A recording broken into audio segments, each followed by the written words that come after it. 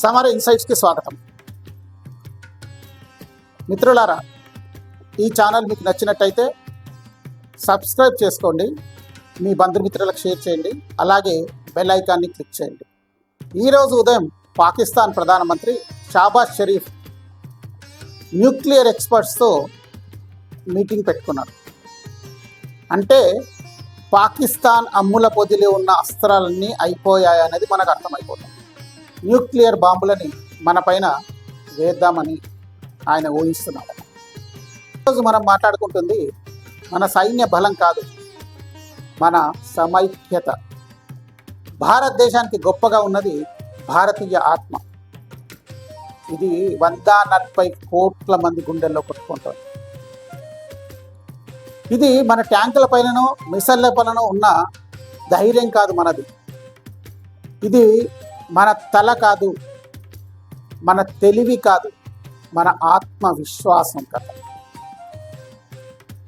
ఈరోజు మన భారత్ గురించి మనం మాట్లాడుకుంటే భారత్ యొక్క ఆత్మ గురించే మాట్లాడాలి.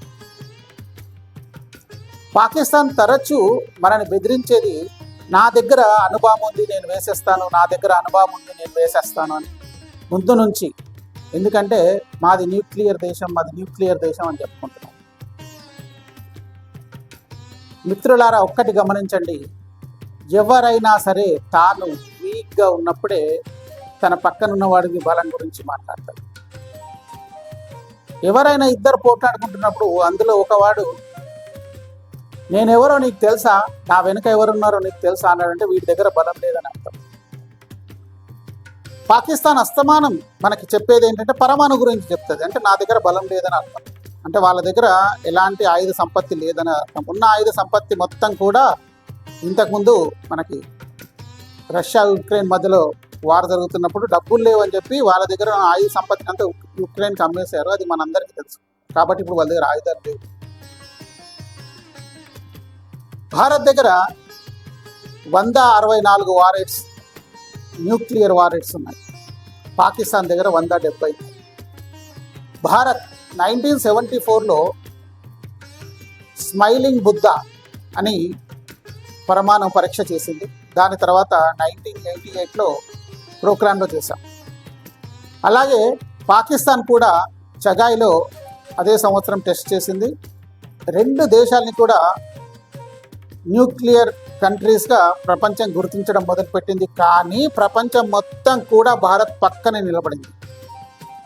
ఎందుకు అంటే భారత్ దగ్గర ఉన్న గొప్పతనం, భారత్ యొక్క ఆత్మ, భారత్ యొక్క ఆత్మవిశ్వాసం.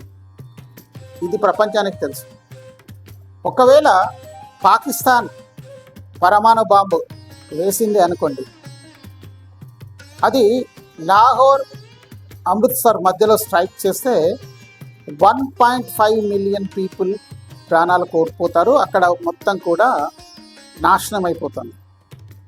ఇది జరిగిన తర్వాత భారత్ ఊరుకుంటుందా? పూర్తి పాకిస్తాన్ని నాశనం చేసేస్తుంది. ఇది పాకిస్తాన్కి తెలుసు, వాళ్ళకి అది ఇంట్రెస్ట్ ఉండదు. నేను ఎప్పుడు పరమాణు బాంబు వేస్తానని మనం బెదిరించడమే కానీ పరమాణు బాంబు వేసే అంత ధైర్యం పాకిస్తాన్కి లేదు. కానీ ఒకవేళ పాకిస్తాన్ పరమాణు బాంబు వేస్తే మాత్రం భారత్ దానికి ప్రతిదాడి ఖచ్చితంగా తీసుకుంటుంది. ఇప్పటికే వాళ్ళకి తెలిసిపోతుంది ఏంటంటే మా దగ్గర ఉన్న శక్తి అయిపోయింది, ఇంకా మేము నిర్వీర్యం అయిపోతున్నామని తెలుసు. భారత్ పిఓకేలో కొట్టుకుంటూ వెళ్ళిపోతాం. ఇప్పుడు పరమాణు బాంబు వేయడం లేదా వేస్తామని బెదిరించడం తప్ప వేరే గత్యంతరం లేదు. ఇది కానీ అణుశక్తి కంటే శక్తివంతమైనది ఏంటంటే ధర్మం మీద నమ్మకం. ఇది భారత్లో ఉంది. అదే మన దేశానికి గొప్ప మార్గదర్శనం. అది మనకు అందించిన వారు స్వామి జ్ఞానానంద. మీలో ఎంతమందికి తెలుసో నాకు తెలియదు, కానీ స్వామి జ్ఞానానంద వెస్ట్ గోదావరిలో పుట్టి బాగా ధనవంతుల కుటుంబంలో పుట్టిన అతను పూర్తి చిన్నప్పటి నుంచి పూర్తి ఆధ్యాత్మికతలో మునిగిపోయి 10వ తరగతి చదువుతున్నప్పుడు అతని ఇంటిలోంచి పారిపోయి చాలామంది యోగుల దగ్గర ఆయన ఆ యోగాభ్యాసం చేసి దాన్ని ప్రాక్టీస్ చేసి ఒక యోగిగా మారాడు. ఆయన పూర్తి యోగిగా మారిన తర్వాత జర్మనీలో వెళ్ళి భౌతిక శాస్త్రాన్ని పూర్తిగా అవపోసన పెట్టారు. బట్టి యూరప్ దేశాల్లో విజ్ఞాన శక్తిని భారతీయ ఆధ్యాత్మికతని మేళవించారు, సమ్మిళితం చేశారు. తర్వాత భారత్కి వచ్చి బాబా అటామిక్ రీసెర్చ్ సెంటర్లో ఆయన చాలా ఫార్ములాస్ని కనిపెట్టారు. ఇప్పుడు మన బాబా అటామిక్ రీసెర్చ్ సెంటర్లో పనిచేస్తున్న శాస్త్రజ్ఞులందరూ కూడా ఆయన ఇచ్చిన ఫార్ములాస్ మీద పనిచేస్తున్నారు. భామా, సారాభాయ్, కలాం లాంటి ఎంతోమంది సైంటిస్టులు కూడా ఆయన ఫార్ములాస్ మీదే పనిచేశారు. వాళ్ళందరికీ కూడా ఆధ్యాత్మికత శక్తిని, ధ్యాన శక్తి గురించి చెప్పారు ఆయన. విజ్ఞానం శక్తిగా మారాలంటే అది ఆత్మశుద్ధితో ఉండాలనేది మన స్వామి జ్ఞానానంద మాట. ఈ ఆధ్యాత్మిక విజ్ఞానమే భారత్ను అణుబాంబుల మాదిరిగా కాకుండా ధర్మబలంతో గౌరవించదగిన దేశంగా మార్చింది. భారత్ ఒక్క అణుబాంబుతో కాదు, ఆత్మబలంతో, శాంతి పదంతో, ధర్మశక్తితో నడుస్తున్న దేశం. మన శక్తిని మనమే కావాలని కప్పిపుచ్చుకుంటున్నాం. ఎందుకు అంటే